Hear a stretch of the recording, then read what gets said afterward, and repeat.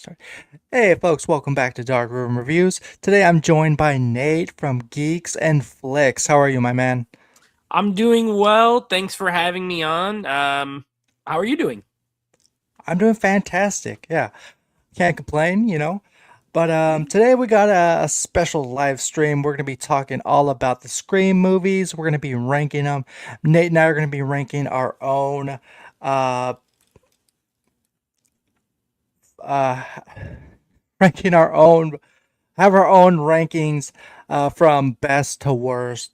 And give this video a thumbs up, guys. At the same time, while we're giving off our lists, drop in those questions and just enjoy. Go grab a snack, go grab something to drink, just enjoy yourselves. You don't have to be here all night.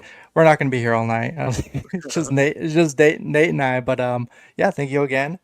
So, yeah, I want you to tell everybody about your channel, and I'm curious myself. Like, tell us about the beginnings of your channel, the origins, Ah, how it came about. I'm always okay. curious about those. I'm always curious about that. Yeah, I like that. Okay, so for me, I actually I'll do this as quick as I can. I actually Well, started off. take your Yeah. time. Okay. We Okay. got all night. So if you follow me on Instagram, over there on Instagram, my name is Netflix Reviews or Netflix hmm Movie Reviews. hmm That was actually the original channel. Well, I started as a podcast. So 2017, I started podcasting. And that we did that. It was me, one of my cousins, and one of my good friends from work. And then over time, we kept bringing other friends. It was all friends. I'm here in Orlando, so it was like all hmm people in Orlando. hmm We used to get together in person. It was not like this. So we get hmm together at a table, record podcast. It was great. Doing that, I actually met Alex, who's the other half of Geeks and Flix. That's my partner. And he had his own channel with another person, and they kind of went their separate ways. And he was doing a live stream one night, and I had called in because like they had a topic. It was about horror. It was a horror topic. As a matter of fact, it's funny we're doing Scream. It was a horror hmm topic, Right. and they had like a phone line thing you could call in. So I called in and I chatted with them. After that, he hit me up, and he was like, "Hey man, I really liked your take. While we were talking, would you be interested in coming on again, like as a guest?" And I was like, sure. I still had my own podcast at the time. And I was like, yeah, that sounds good. So I actually co hosted with him a live stream. It was all about classic monster movies, Universal, Hammer, stuff like that. And it went good. We hit it off. And he was like, look, would you like to join me as a co host every week moving forward? So for a little, I said, sure. This was 2020. So this was COVID. So like everyone was home. This was pretty much all we had, to talk with each other. So, Right. um, so yeah, I ended up saying like, yeah, let's do that. My podcast ended shortly after because with COVID and us being in person, like it kind of lost some steam. Some friends moved, and I think 2021 I shut down that, and then me and Alex just kept going. We've had other names. It was used to have a different name, but then Geeks and Flicks we settled on because his old channel was called Ultra HD Geek. My channel Wow. was Nate Flicks. And so Geeks and Flicks is just kind of Yeah. put them together. Combination. Yeah. hmm So we've been doing it now. Like in October, it'll be, I think, 6 years Wow. that we've That's been doing. great. Yeah. So that's kind of how it started. And now, hmm we've done a lot of there's been different iterations. We have a podcast, the Action Movie Guys podcast, which is like, it's Geeks and Flicks, but it's almost its own thing, really. hmm And then now very much focused on he does 4K reviews. hmm Should you upgrade things like that? I used to hmm do out of theater reviews. I stopped. hmm I may bring it back. It's always like on the table. hmm And yeah, then we do live streams every 2 weeks, every other Sunday. So this coming Sunday will be our next one. Um, and it's been interesting. Ups and downs, obviously, when you do it for this long, but we just hit 4K subscribers, Yeah. and yeah, that was a good milestone for like it took us a really long time to get hmm to 1,000, but then from 1,000 to four like happened pretty quick. So That's awesome. yeah, it's been fun. Yeah, the power of social media. Absolutely. And TikTok's making friends huge. and Yeah, you Yeah, meet yeah, people, you go on their streams, you have them come on your streams, and it absolutely. kind of cross pollinates. You know, Hey, Eli, what's going on, man? what's This going guy's a on? huge in like the movie community. You'll if you pop in a live stream, someone talking about movies, horror movies, he'll pop in. Most likely, he'll pop in at some point. He's just a big advocate of supporting channels and live Love it. streams. So that guy's great. But yeah, your what you just discussed, that's quite a journey. That's quite a journey. And Yeah. in fact, hey Johnny, in fact, What's up, Johnny? with me, this October will be 4 years. Oh wow. Okay. Yeah. Nice. Um, Congrats. I don't know if you know this about me and my channel. So how my channel came about is just one night, this idea, this name, Darkroom Reviews, popped in my head at Mhm. one night, and I know as goofy as that sounds, and I was like, okay, we're gonna start something here. Okay, I'm gonna start a YouTube channel. I don't know how, but I'm gonna start it. Yeah. And we got Mr. Dimension Scott. Did I add him? He's gonna come in. Yeah. But yeah, I set out. I was like, okay, if I'm gonna make a channel, I'm gonna be talking about horror movies, horror movie reviews, and so I did that for a couple weeks. I have an iPad. I started recording myself off of that, Yeah. and a couple weeks went by, and I had a mindset. I was like, okay, this is getting kind of boring. Of some sorts, and I was like, okay, I'm gonna start branching out to other movie genres, Okay. and I just went from there. Hey, how's it going, man? So, how's everyone doing? Doing good, doing good. Doing good. We're just talking about the origins of each other's channels, and so I started branching out, talking about other movie genres, movie reviews, and at the time, I had no idea how to make a thumbnail, how to edit a video. And so I learned along the way, and I still am learning. We got Adam in the house. Hey, Adam. Good to see you. Good to see you. Yeah. Actually, that was one of the guys I try to have on, but he's booked tonight. You got to film. He's busy. Yeah, He's a busy yeah, man. absolutely. Um, Scott, Dimension Scott, you're just joining us. Why don't you introduce yourself and your channel? Tell us a little bit about it. Tell the audience. Sure, I can. Hello, everyone. My name is Dimension Scott. If you guys don't know, I have my own YouTube channel where I go through physical media. I love movies. I love also video games. I also do a lot of live streams. So mostly what I do is talk about my physical media collection, like behind me. I also do ranking videos as well. That is Hmm. fantastic. Now, what I want to know is, I asked Nate the same question. How long have you? How long has your channel been around? And where'd you get the idea of starting it? And did someone like were there people ideas that introduced you to that idea for the channel, starting your YouTube channel? Oh, okay. So I started it during COVID. With no movies coming out, I decided Hmm. I think I need a new hobby to do while we're all Hmm. stuck at home. So Hmm. I decided to start doing my own personal YouTube because I love movies personally. I love collecting physical media and video games. It's been that those have been my main passions in me my whole entire life. So it was cool to go on YouTube and follow the footsteps of physical media collectors, movie reviewers, and all that.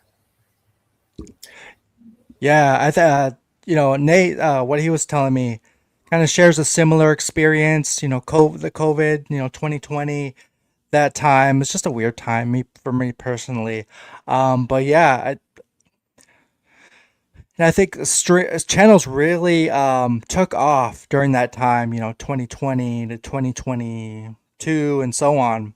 Um, but yeah, I mean, people were stuck at home. So, right, you right. needed an outlet a lot of times to talk about movies. I could honestly like I said, I started my podcast in 2017, but again, it was a different then podcasting, movie podcasting was a little more common than necessarily, physical media.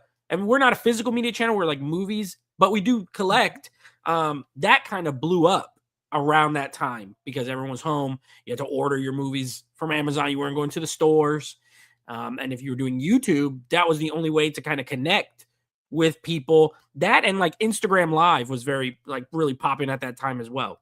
A lot of people doing like Instagram Live. So, COVID, for all the bad that came with it, a lot of people starting their channels, starting their Instagram pages, their TikToks, their whatever they used, kind of came out of that. I guess it's the one good thing, that kind of came out of there was a lot of people's creativity started flowing because they had no other outlets. Exactly. Yeah, for me personally, by 2020, I was deep into movie collecting, and so my hometown, I was grateful to have a hometown that had a Blockbuster, and across the street we had a mom and pop shop, and then on the other side there was a Hollywood Video. And Redbox was around, but by 2020, all those shut down. Yeah, all those places were gone. Yeah. And so I had a Walmart. Just down the street from me. So that was my outlet to buying physical media. I wasn't as big now as on, I didn't know what Groove was all about, these boutique labels. I didn't know any of that. So, yeah, that was my go-to Walmart, my local Walmart. I mean, hey, if you got a Walmart that sell, like the Walmarts by me are horrible, but if you got one I always see other people, they go to their Walmart and I'm like, wow, that is, that's nice that they have movies there. But for me, it used to be Best Buy, obviously. Everyone remembers Best Buy was really big. I even remember before that, when I first started collecting, I was big in like Circuit City. I don't even remember Circuit City, or if you had a Circuit City near you. I actually preferred them to Best Buy. Then they went out of business. And so, you got to get it where you get it. We also used to have Movie Stop, which was like GameStop, but for movies. We had one of those. It was amazing. One of the greatest stores of all time. Way too short-lived. So yeah, I remember all that kind. We used to rent, but not as much. I was always trying to buy. I was a buyer. So, but growing up, obviously as a teenager, that's where we used to rent a lot. And Netflix DVD in the mail was a big one too. Yeah, I saw a lot of movies just constantly getting discs in the mail and sending them back via Netflix. No, yeah, absolutely. So I'm catching up with Dimension Scott, and one thing I forgot to mention to mention Scott is what we're doing tonight. Scott is just giving our ranking the Scream films from worst to best, or best to worst, and I will take your ranking down. I'm going to be writing down Nate's and yours. That's while we list them off. All right. So which either of you gentlemen want to start first? Feel free to. It's up to you guys. And then I'll go last. I can go last. I'll let Dimension go first. Cool. Okay. For me, at number 6 is going to break a lot of fans. Is going to be Scream 2, because that movie is just my least favorite of events of the Scream franchise in my personal mind and opinion. Because one, it doesn't feel like it is as magical as the first one. I don't think the killing motivation flies with me like in the original. And that movie, what I do like is that it tells you that nobody is safe. They really had the balls to kill off fan favorites. I won't get into them because for the sake of spoilers. But for me, Scream 2 was not necessarily the best sequel in my opinion, because the events in that movie where they're in college was just not that interesting. Mm-hmm. Well said. Yeah. All right. Fair enough. Okay. I feel like my number 6 is a common number 6, but it is what it is. There's a reason. A lot of times there's a reason why things are common when you're talking about movies. So my number 6 is actually Scream 3. Okay. I think this is the one that came out in 2000. Very, the first two were 90s films. Love 90s movies in general, 90s horror. But I don't know. When it came to Scream 3, I felt like it has, I think the best part about it is the cast. I think it has a great cast, a lot of noticeable faces, a lot of people who would like go on to do more things. But that's probably the strength, because other than that, I think it got a franchise that was fairly meta as it is. It became like too meta. It became overkill, right? With the movie and they're on a movie set and the stab thing, and I think they just got a little too into the weeds with that. And between that and Courtney Cox's haircut, it is the worst one for me. It is absolutely the worst. Is there fun moments? Sure. But like, I could watch any of these movies, but that's the one I would go to least. I just think it's the weakest of the bunch. Mm-hmm. Fair enough. Yeah. Yeah. Okay, so I was going to mention earlier, I think all of our lists are going to be different for sure. All over the place. Great. My number 6 is different. My number 6 is Scream 6. Oh, okay. Now, I thought the idea of taking it out of Woodsboro and throwing these bag of mixed characters, bad characters, into a big city, and I felt like that idea kind of was like lost, in some ways.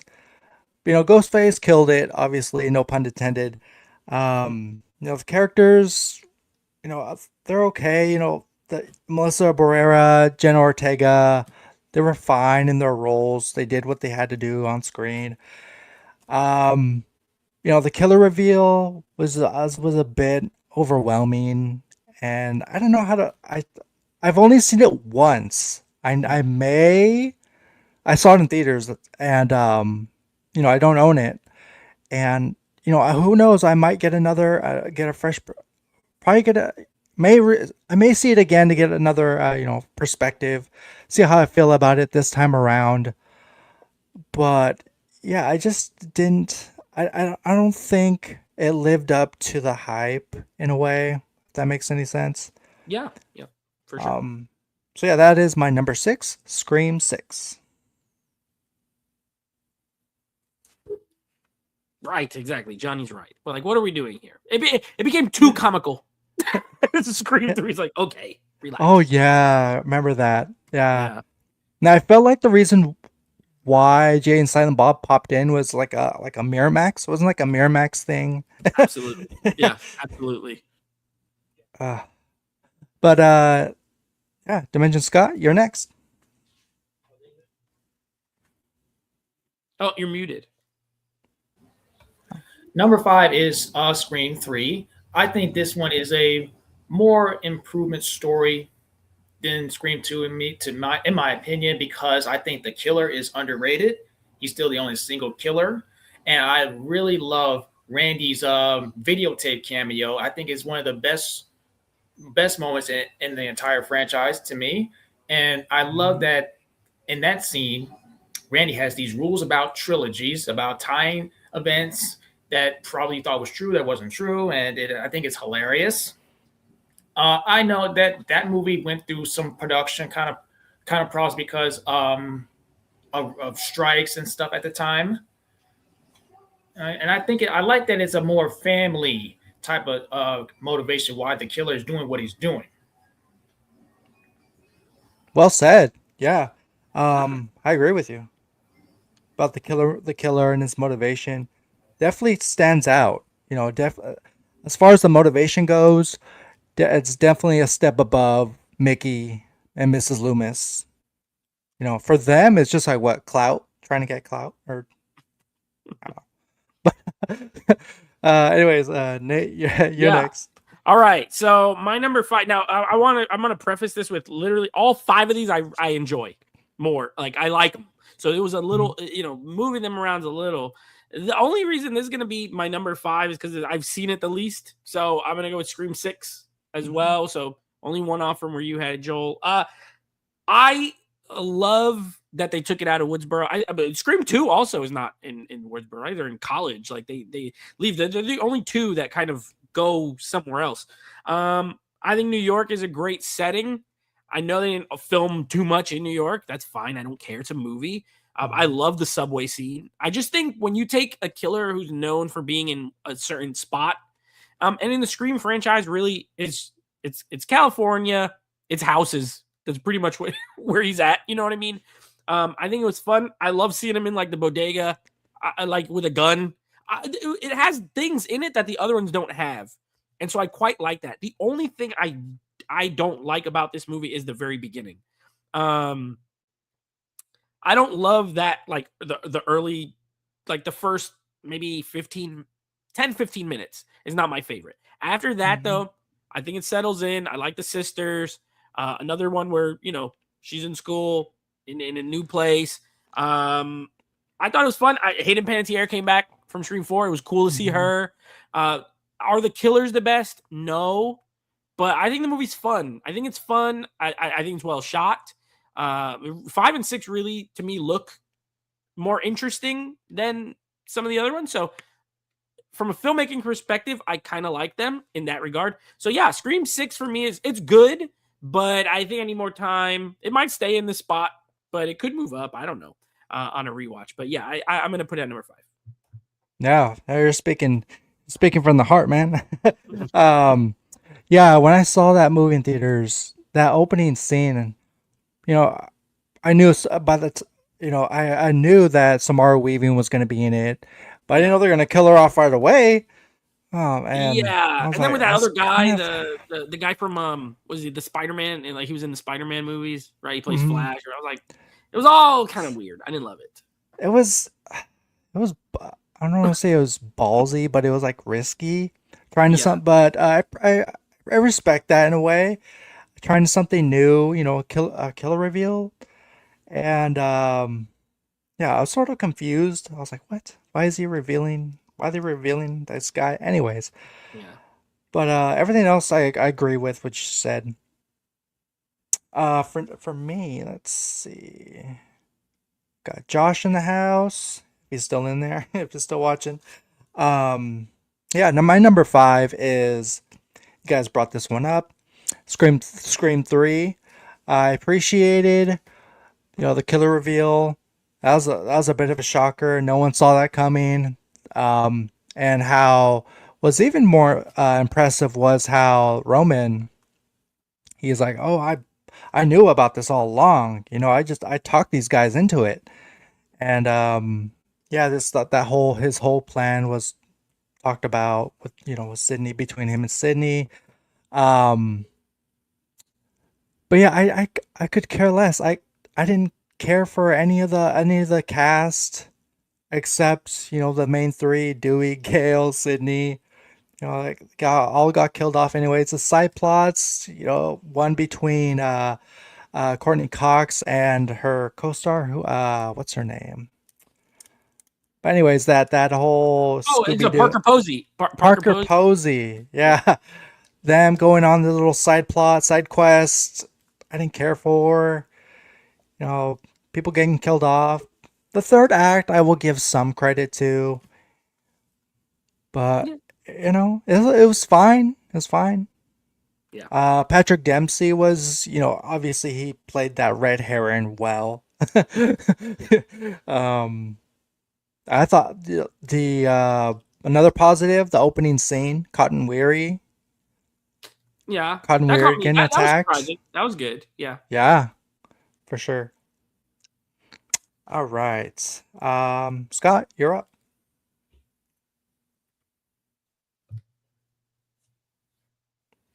You frozen? I think it's frozen. No. Oh no. Are you muted again? I don't know. Oh, he might have been frozen. Yeah, look, he just moved like one little bit. Oh, there he is. Hey, you okay?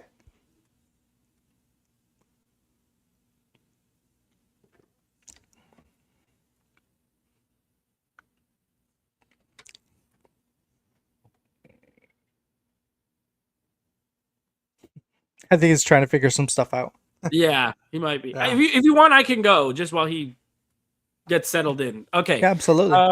Okay, so what? Oh, 4. Number 4. All right. My number 4. I flip flopped this with my 3, kind of back and forth, but ultimately I'll explain why each one landed where. My number 4 is going to be Scream 5 or Scream, which I hate when they do that, when they just name it another title that's already in the franchise. Like Scream 1 and Scream 5 are both called Scream. Silly.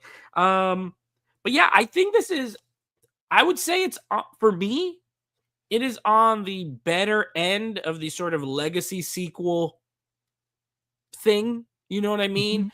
Where you are having these legacy characters that you've grown to know over time, and then you're bringing in like a whole new cast. There's another movie in this franchise that does something similar earlier, but I think it works here. I like the new characters, honestly, for the most part. I think Jenna Ortega was really good. I think Melissa Barrera is really good. And the twins, I like them. They're really good. So like I enjoyed that. I will say, obviously, there's a few things when they reveal who the killers are. There's scenes that earlier in the movie don't work as well. But it is what it's a movie, right? You got to have some suspension of disbelief there. I thought the plot was solid. I don't like Mikey Madison in this movie at all. I find her grating. And I've had this conversation with people before. Like, I know she won an Oscar, and I like the Nora, but I haven't liked her in anything but that movie, honestly. She's not my cup of tea. I hate her screams. I'm not a fan. So she's a weak point for me in this movie. Everything else is good. Again, I think it's shot very well. I like the opening, how it is familiar, but they put a little twist on it. Yeah, I think it's an enjoyable film. I like it. I think it's good, and it's a good way. If you're going to do a legacy sequel, I feel like this is a fairly good blueprint on how to do it. Awesome. Yeah, a couple of things I wanted to point out, what you just said. It's a legacy sequel, big time, and it's like, I don't know how you would describe a legacy sequel. It's like a remake or a reboot. It's like it's almost like half and half, right? Like it is a sequel because it's in the same timeline with the same characters, but it's a reboot in the sense of you're adding these new characters and making their story kind of the main thread. I believe Halloween 2018, I kind of put it in that same vein. Where you have Laurie Strode, you have Michael Myers, but everything else is new. These are all people you've never seen. And this movie has that sort of thing to it where like Sydney is a main character, but not the main character of the film, right? Where she's always been to this point. So I think, I kind of categorize it as that. It's like almost half reboot, half sequel. Awesome. Well said. What I like about I agree with you to the point where the killers. I didn't like the killer reveals. I didn't like them as a pair. They didn't do it for me. Their motives, I still forget what their motives are. But the killer reveal, boyfriend, it's been done. Mikey Madison, forgettable. Rest of the characters were entertaining. Kyle Gallner, like what was the point of his character? I mean, I like him as an actor, but I don't know. he had two scenes. Yeah. A lot of people, I agree. A lot of people were. I was on board with not liking David Arquette's kill, but he's been in a lot of the sequels. I mean, he's in 5 of the movies. So yeah, right. Yeah. So yeah, your number 4, Nate, was Scream 5. Yes. Scott Bridges joining us. Nate just went over his number 4 pick. So would you like to give us your number 4 pick? Yes, Scott. Me, number 4 is Scream 6. We were talking about earlier.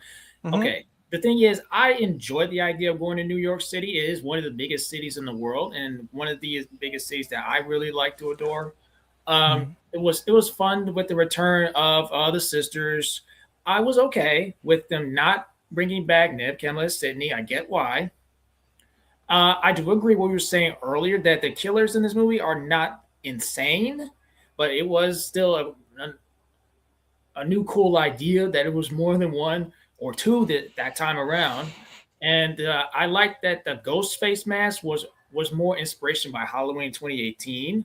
I was thinking, if that is the same mask from Scream One, then does that mean the killer has something to do with those events? But I've seen the movie, but Scream Six is still an enjoyable return with the sisters in New York City. It was fun, and I do agree with the opening of the movie. It was like nothing before. Hmm. I agree. Um, Sisters was great. Um, Characters were fine, but yeah. It- And I do want to point this out that it kind of mhm. sucks to me that we're not going to get what they were originally planning to build up to with the sisters for Scream Seven, because we're going back to Sydney, and a lot of stuff happened behind the scenes. So that's why this is at number 4 for me. That's right. Yeah, a lot of behind the scenes drama.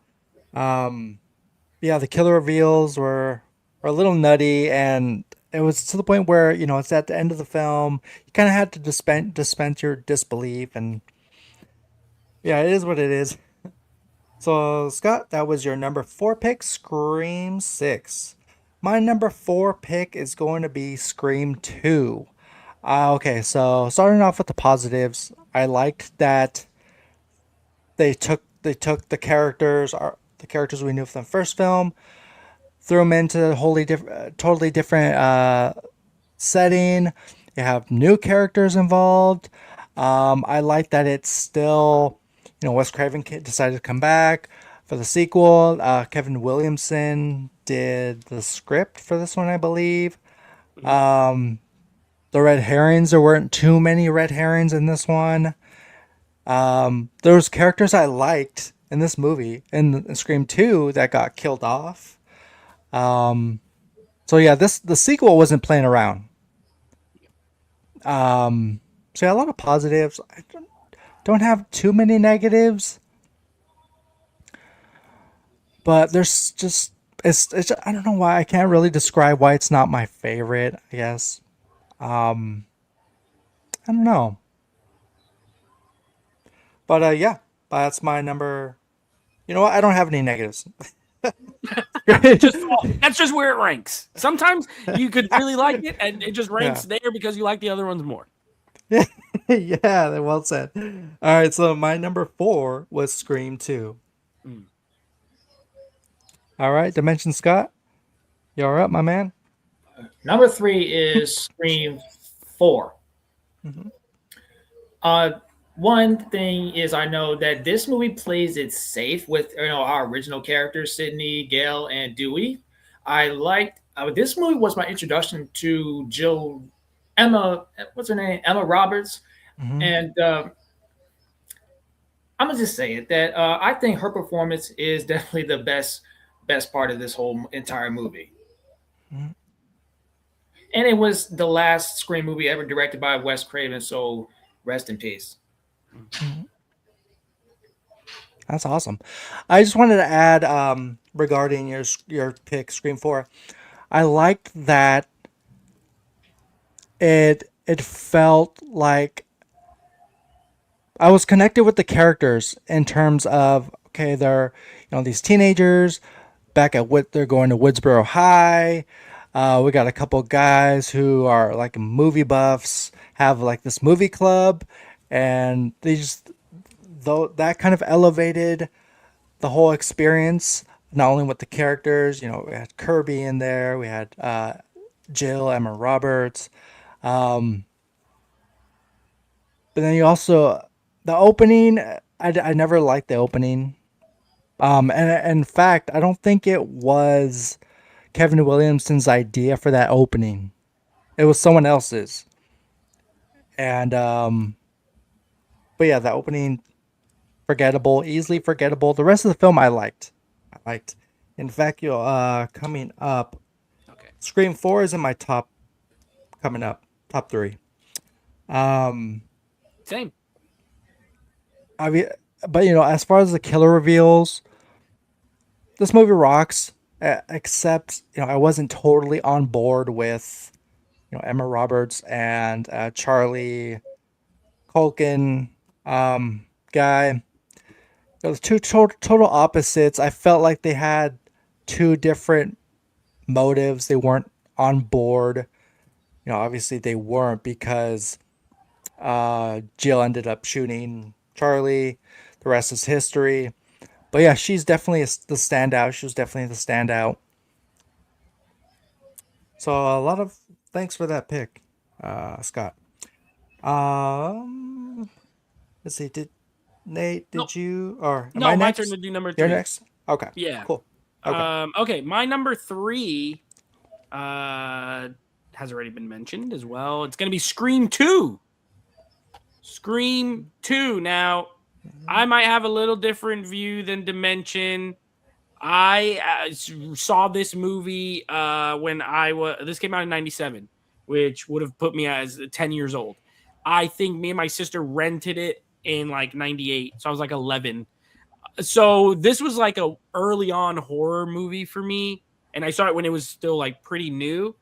And even then, I just feel like I think it's one of the ballsier Scream movies. I don't know how else to put it. First of all, I think it has one of, if not the best, you can make a case. Obviously, I love the opening with Jada Pinkett Smith and Omar Epps in the movie theater. And they're going to see Stab and that whole thing. Yeah, it's not super realistic, especially at the end when she's up in the front of everybody. But still, everything leading up to it, I thought was quite good. A lot of fun. I think that was a good way to take what they did in the first one and do something very different while still being in the same vein. Jamie Kennedy, getting killed. Nobody saw that coming at the time. You know what I mean? That was like kind of came out of nowhere. I loved it. I thought that took some guts. Even like Dewey, like he doesn't die in this one, but he gets jacked up. He gets stabbed a lot. You think he's dead. And even that was like, as a kid, I was like, no, not Dewey. And, ultimately he survived. But still, it did some things there. I agree. I don't think the killers are the strongest, which is why it doesn't rank maybe even one spot higher. And I love that they're at college. I love that there's new friends. You know what I mean? Sarah Michelle Gellar's in this. I love anything with Sarah Michelle Gellar. So I just think there's a lot to like. More Cotton in this one. You know what I mean? Jerry O'Connell. I like him like as the boyfriend, the new love interest. Yeah, I think it's a really good sequel. As far as horror sequels go, a lot of times it takes a huge drop from 1 to 2, and I don't think this franchise did. And I like 2 quite a bit. So that's my number 3. Awesome. Yeah, what I really liked about sequel is these characters, were likable. They all had different spunky personalities. Yep. And it's two things. It's like, why on earth are we keeping Gail alive all this time? Why is she like bulletproof? Still alive. Why is she bulletproof? She should have been gone 2 movies ago. Anyways, Kevin Williamson, the mind of Kevin Williamson. Yeah. I was like, what is he thinking? Like, let's kill off fan favorite characters. just do it. What? Yeah. I don't know why that his thought process is there to take out the beloved characters.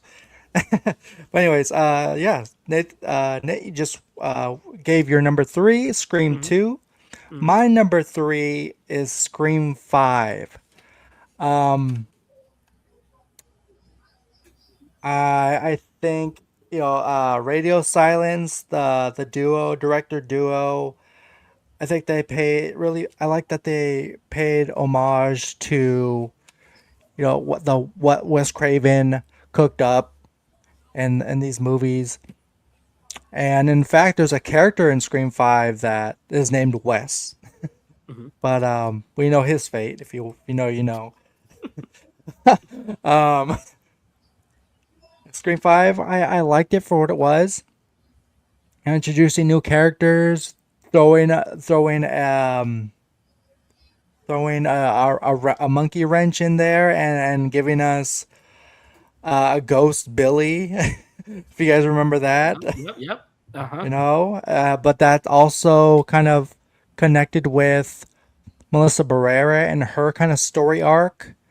You know, giving her some mental health stuff going on there.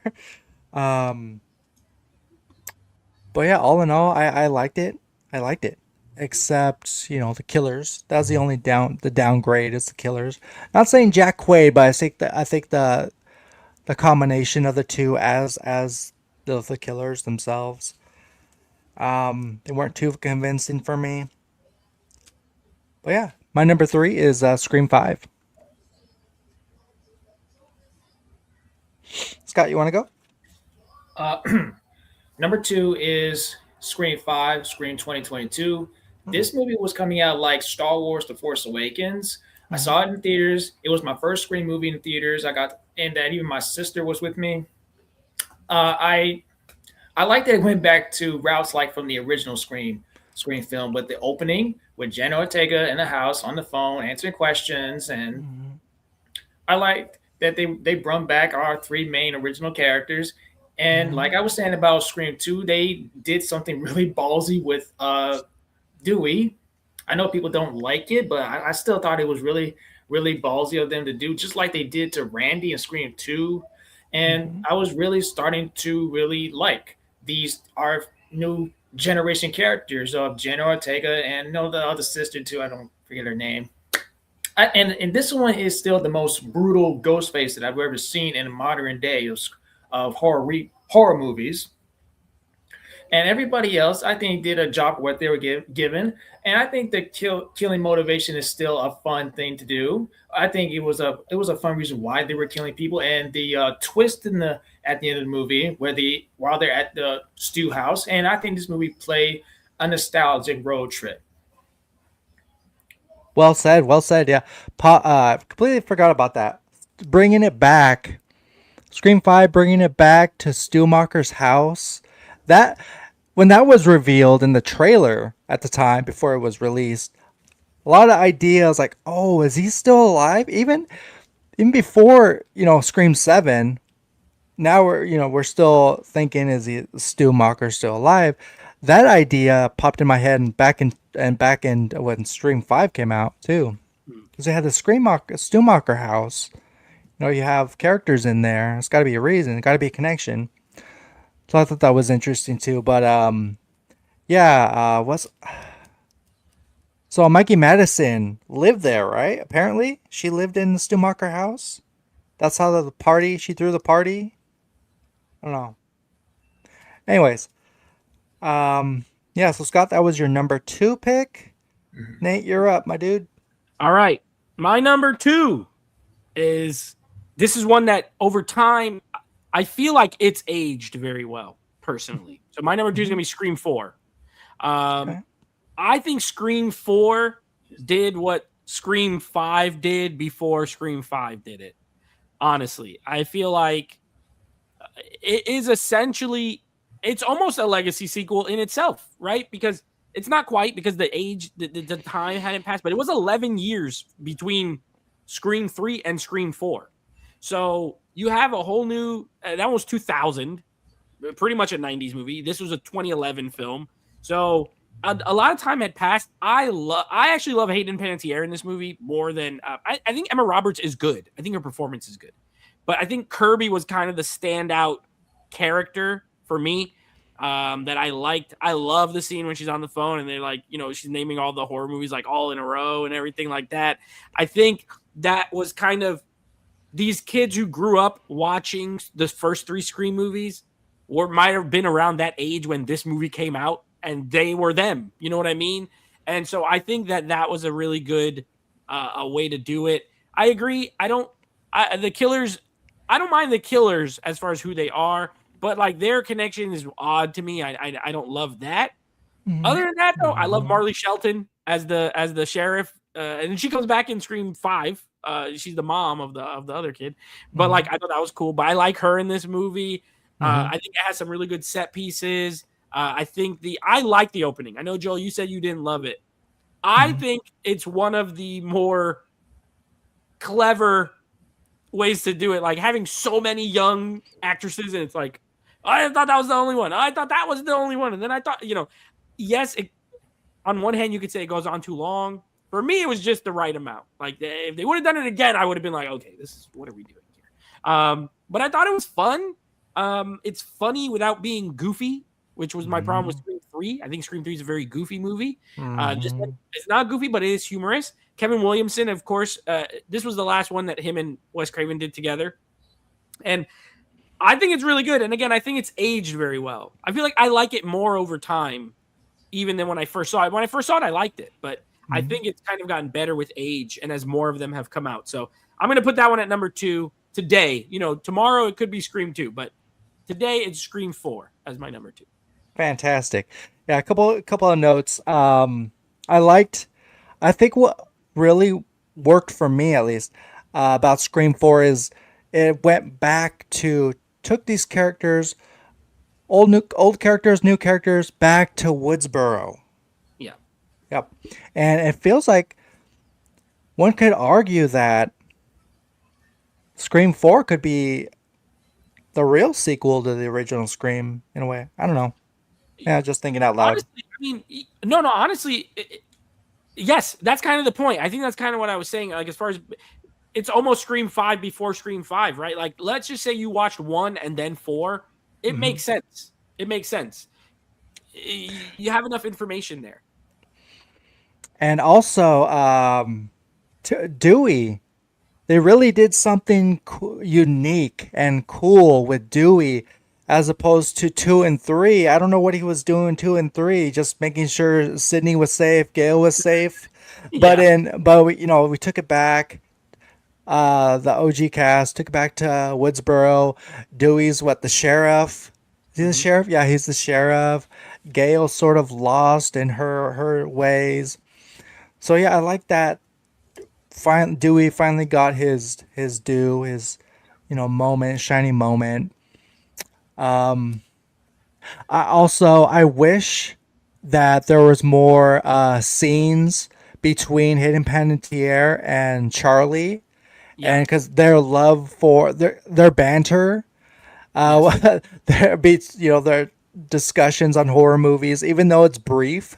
Yeah, I wish that there was more scenes with them. I agree. I like them together. Like, I like that discussion, because as a movie fan or as a horror movie fan, they say one of them might be saying a lot of what you're thinking in the audience while you're watching this movie. So I agree with you. Okay, so next, my number 1 pick is the original 1996 film Wes Craven's Scream. I thought that this was number 2. Oh, did I? Okay. I went ahead. Yeah. Sorry. Spoilers for ahead. My number 2 is Scream 4. Oh, okay. Yeah. Yeah. So I think because you were talking about it already. You probably thought you just went into it. I got ahead of myself there. Yeah, my number 2, folks, is Scream 2. My number 2 is Scream 4. Sorry, I'm confusing myself.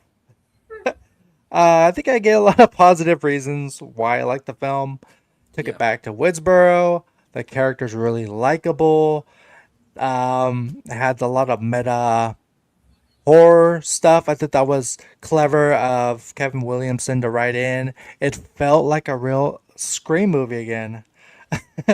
And, it brought Sydney back. She was doing her thing, having a career for herself. Sheriff Dewey, Gail doing her thing, having writer's block. I think she was in the middle, like trying to write a book or something. Yeah. And had likable characters who loved horror movies. Side characters were cool too, even though they were brief. Got killed off. Wes Craven back again. Anthony Anderson as the other cop. Yeah. And, Adam Brody, isn't it? It's Adam Brody that plays his partner. Right. Yeah, right. I think that was pretty good. And also, I think Allison Brie. I think Allison Brie was in it. She's like Gail's like assistant or something like that. Sydney's. Oh, Sydney's, yes, yeah. Yeah. I also there was one scene that really took me back to that first film, and it's when Sydney pops into Jill's bedroom and her boyfriend's coming in through the window. I thought that was clever. Yeah. Um, yeah, a lot of nods to the original, and it felt right. Everything just felt right. Felt scary. Ghostface was on a mission to kill. We didn't know the motives, or if there was two killers for that matter. Of course, by the end we knew. So yeah, my number two, guys, is Scream 4. Scott, you're up.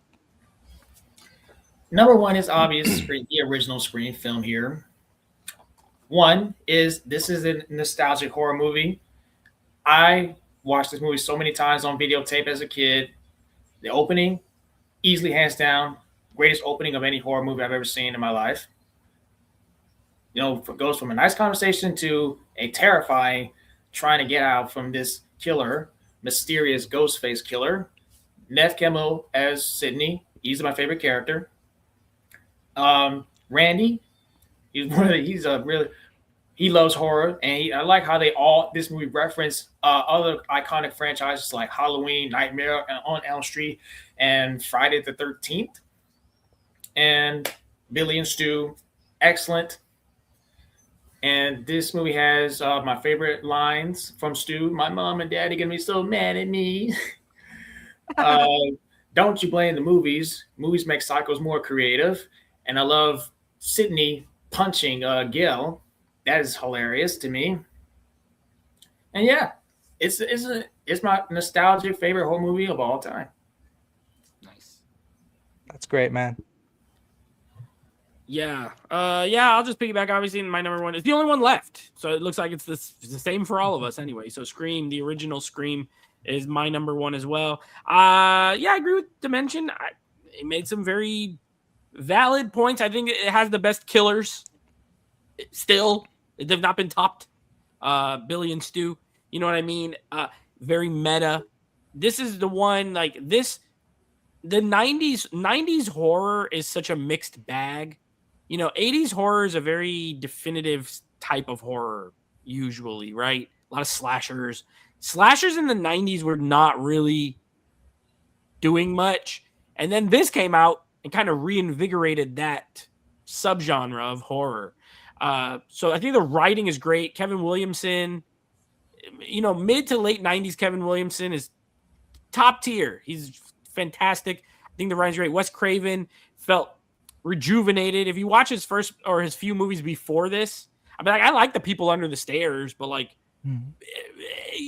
this was the one that seemed like he was back in his bag. You know what I mean? Because New Nightmare's cool as well, but I didn't. New Nightmare came out after Scream. I don't remember. Either way, this kind of was a return to form for him. And then the young cast, great. Nev Campbell, right? It's Party of Five, I think. This was when they were casting the TV people to be in these shows or in these movies. So Nev Campbell, great. You had Courtney Cox, great, another TV actress, great. David Arquette, Jamie Kennedy. I love Matthew Lillard in this. It was just it is very much a time capsule in my opinion. Like it's very 90s, but in the best way possible.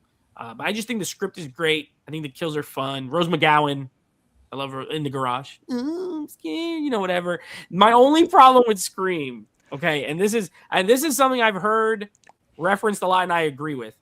I think Scary Movie ruined Scream for a lot of people. I know people who mix them up. They're like, "Oh, Scream, that's that one, and it's a comedy." And I'm like, no. It's a Scary Movie. It parodied it so well that it almost blurred which one was which. And that's not Scream's fault, obviously, because Scary Movie came out, years after this. It's just that they're so similar, and some of the scenes play out in a similar way, but that one's for comedic effect only. And so I think that movie in a lot. I have literally friends who like you'll say Scream and they'll think of a scene. It's like that's a scary movie. That's not Scream. So yeah, other than that, I think it's fantastic. I think it is a great 90s slasher, the best 90s slasher in my opinion. And yeah, it kicked off a strong. I think the Scream franchise is very strong. I don't think there's many besides 3. To me, there's no really weak movies in it. So I think it's great. Oh, just incredible, incredible. Thank you for saying all that. Um, what can you say about 96 Scream? It was a game changer. But I don't think at the time, I don't think they knew what they had on their hands. Scary, scary. The tone of the film was just this dark eeriness to it. And I like that we knew very little about, like obviously the killers. We didn't know who they were. Didn't really, the movie didn't really give off too many hints or red herrings. If they did give up a red herring, for Billy, it was on purpose to throw us off. And I was just at the time, I didn't see it in theaters. Obviously, I was too young, but I do remember. I don't know, Dimension Scott. I don't know if you remember a store called Kmart. You remember Kmart, yeah. Yes. There was a time where I think I was with one of my siblings, and we had bought Scream on VHS from Kmart, and we had a good time with it. Um, but yeah, Wes Craven, this movie, Scream didn't hold back as far as giving us kills, shocking moments, and at the time, MTV. I don't know if you guys watched MTV during that Oh time, yeah. but it was so big with marketing movies. Hmm. So they weren't just about it wasn't just about music videos all the time. They really promoted the heck out of movies, and Scream was one of them. Hmm. And I think that's where, the teaser, a quick TV spot of Scream, that's where it caught my attention. And I didn't know Drew Barrymore was this blonde, and I didn't know she was going to get killed off. She was just answering the phone in the beginning of the movie. And so this movie throws you for a loop. These it's like misdirect. There's like misdirections, um, and also I like that this film didn't really give us any flashbacks. Just filled us in on what we really needed to know, or if it was a killer reveal who gave us something we didn't know about, a secret. And it's just little things like that, stuff that go may or may not see in the background. I like that sort of stuff when it comes to a horror movie. Yeah, and I want to piggyback off Dimension. I agree with him 1,000,000%. I think this is the one of the best horror movie opening scenes. Period. I've heard people say, "Oh, Psycho did something similar." Yes, but not really because it wasn't the opening. It's like the Psycho. What Psycho did with killing off the main character, or what seemed to be the main character, like halfway through the movie, right? Not right at the beginning. She's not the main character of the movie at all, but she's the biggest star. So you think she's going to be the main character, Drew Barrymore. Her name is more than at this time Nev Campbell. You don't know who any of these people are in 96. Is Drew Barrymore? People are like, oh, she's on the poster. She's the first thing you see on screen. You see the boyfriend die. It seems like she's going to escape and maybe the movie will kick off from there. Nope. Dead. And I think it starts you off on a very surprising note. So yeah, Psycho did it earlier, obviously 30 years before, but they're not really similar in that way. Because with Psycho, you do follow Janet Leigh for a long time. She is a main character. Drew Barrymore is not, but you think she is. And so it's a little bit of a misdirection. And so I like it, but I agree with Dimension. I think it is, if not the best, one of the best sort of horror movie opening scenes, hands down. Speaking of Psycho, it's mentioned If you watch Scream, it's mentioned, I think a couple times in the movie Mhm. Psycho. Yeah, iconic. Yeah. So do you guys have any interesting facts about the Scream franchise that I may not know about, you guys may not know about, or Not really. I think no, I don't really know any like fun facts or anything. I will say I did see I think I'm a little older than the both of you, so like Scream 1 I didn't see it at the theater, my sister did. She's 2 years older than me and she was horrified. And then that's why we rented Scream 2. So Scream 2 is actually the first one I saw. I saw it before Scream 1. I just knew whatever she told me, and then we watched Scream 2, and I was scared of that when I was a kid. And then I went back and watched Scream 1 after, and then we watched the rest in order. But again, I just want to reiterate, as a whole, I do think it is one of the stronger horror franchises. Yes, they're similar, but I mean, look, the whole point of Scream formula factors into the story and into the writing. It's kind of the point, right? The whole first movie is explaining horror movies and how they function, and then sort of either going against it or subverting it, right? And so, yeah, horror movie tropes, things like that are gonna happen throughout, and then they almost start to happen to themselves. And that's why I think 3 got away from it. Like, it went too much, but the rest of them kind of lock it in. And yeah, I just think it is a strong franchise. I don't know of many other, especially slashers, where like 6 movies in, I'm still like, yeah, these are really good. It's usually a very more hit or miss than this franchise. So I just think it's a strong franchise. I know some people don't like it as much because it's the same movie over and over. Sure, not to me, but to them. But yeah, I think it's a great overall franchise. I'm looking forward to 7 quite a bit. as am I. Yeah, Scream 7. I'm gonna try to avoid any spoilers. Yes. And if there are spoilers out there, I don't think they have whoever they're getting their information from don't really know 100%. Yeah. At least in my point of view. I'm interested to see what Williamson does as a director. I know him as a writer. I have no idea if he's the right pick to direct this. We'll see, but I'm interested to see what he does. Yeah, I don't know if he also worked on the script. I don't know. It might have been someone else. I'm sure he had a hand in it. He knows these characters so well. Oh yeah, absolutely. This is written by Kevin Williamson and Guy. Okay. He probably co-wrote it. Yep. Okay. Guy's already cooking. Yep. It's a Kevin Williamson show.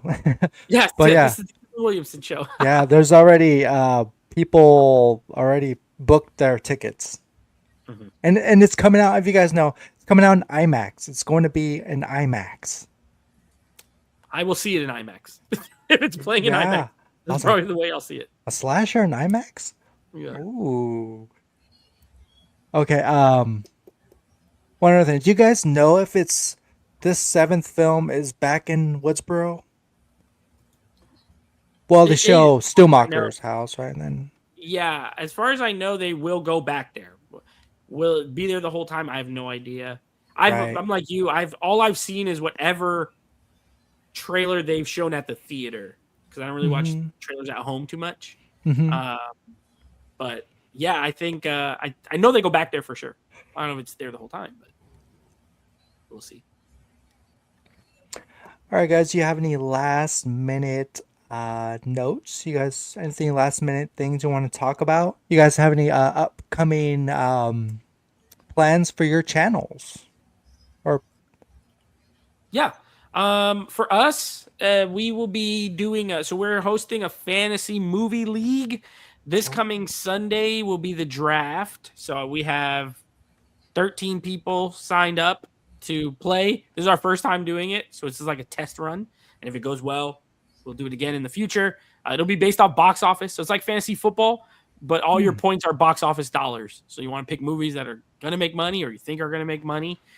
Total will win. So we're looking forward to doing that. This Sunday is the draft and the lottery. So even if you're not playing, come watch because it's going to be fun to see who picks what.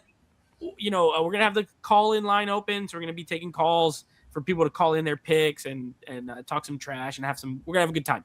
So we have that coming up. Alex is doing a 4K upgrade video for Minority Report, I believe. And then the Friday should be a director spotlight video where we're reviewing Steven Spielberg movies. And we are up to, I want to say Saving Private Ryan will be the next one that goes up. I believe it's Saving Private Ryan. So that should be up Friday. That's fantastic. I'm curious, like, are those 13 people, are they going to be in the one room? No. So we YouTube? have to do it via chat. So it'll be me and Alex on screen. We will have the phone line open when the person's pick comes up. They can either type it in the chat on YouTube or they can call in, like in football. They'll call in, I want to pick the Odyssey. And then we'll give them the Odyssey. And then, we'll go to the next person. All right, just a heads up, guys. If you plan on calling, it's not to order a pizza. It's not. Don't do that. Wrong number. Wrong number. Yeah. No, is it going to be an 800 number or what? No, it's actually a QR code. So we'll have a QR code on screen. You scan it, and then it calls, like, you call from there. You put in your name, and it comes. We won't even see your phone number, so it'll be it's kind of anonymous in that way. But you have to type your name so you know who it is. That sounds like a fun time. Sounds like a fun time. It's all going down this Sunday on Geeks and Flix. Nathan and his sidekick Alex. Do you have anything coming up? Any video game streams to mention, Scott? Yeah, I'm streaming Mortal Kombat. I'm streaming Street Fighter, and I'm probably gonna stream more other video games. And as for what I got planned to do on my channel is I'm gonna be 31 years old, and I'm gonna be celebrating 5 years of YouTube on here. So I'm gonna do some Q&A live streams. So if anybody is subscribed to me, please come see me whenever I am ready to do those live streams to talk to you guys. And as for videos, I want to do rankings. I want to do my personal screen ranking, but now I'm doing that with you guys. But I might do a video about that anyway. And I might come up with some other ranking video ideas. And I want to do a series that I started a while ago called Movies I Love But Everybody Hates. Those are quite the most interesting videos that I'd be doing on the channel. So I'm excited to bring that back to the channel as well, because I do have some titles that I want to talk about and defend about from people that be hating on them. So yeah. Nice. That's great. That's great. I look forward to that. Look forward. Keep us posted about your upcoming birthday stream. The anniversary of your channel, 5 years. You probably missed out, but earlier in the stream, Nate and I were talking about this coming October. It's going to be my 4th year on YouTube. And so it's going to be his 6th or 7th year this October as well. 6. Yeah, that's awesome. That's great. A lot of fun stuff coming up. All right, guys, that is going to wrap this live stream up for this evening. Again, give this video a thumbs up. Thank you, everyone who stopped by, even just for a couple minutes, to support the channel and the stream. Thank you, gentlemen, for taking time out of your day, out of your night, to talk the Scream franchise. Thanks for having me. It was a blast. Great. Yeah. All right. Till next time, guys. Take care. Peace.